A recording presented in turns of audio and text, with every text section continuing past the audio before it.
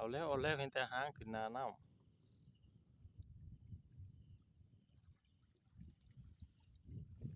นี่พี่น้องเต็มแรก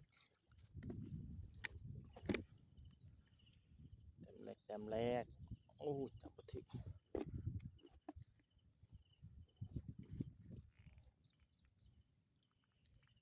นี่ใส่กำลังงามใส่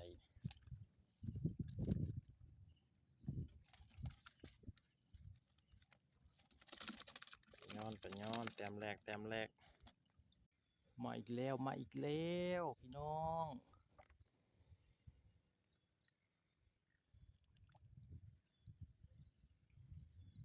ชับไม่แต้ม2รุ่นอีกแต้ม3พุ่นแต้ม3นี่จักสิอยู่หรือบ่แต่ว่าเก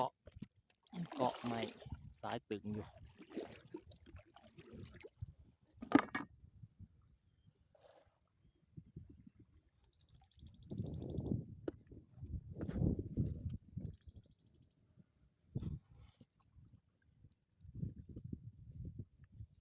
สายตึงยังไงโอ้ยบ่แม่นซะ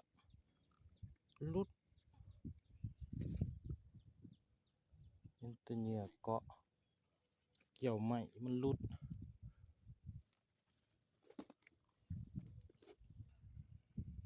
การพี่น้องผูกใส่สนไม้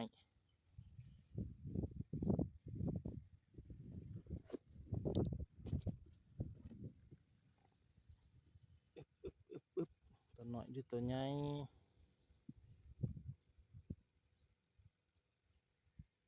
น่าจะเป็นปลาย่อนคือเก่าละเบิ่งนี่ตัวย่อนน้อยย่อนน้อยมีแต้ม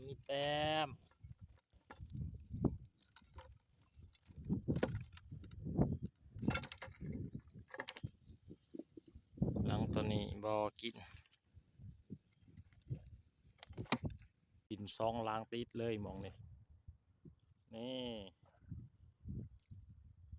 นั่นปูตะลุมกระดึงสายลุมกระ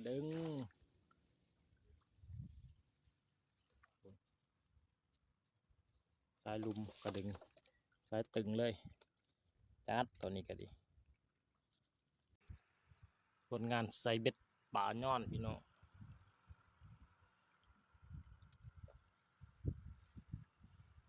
มันมื้อนี้มีแต่ตัวใหญ่ๆป่าย่อนของเฮา10 กว่าตัว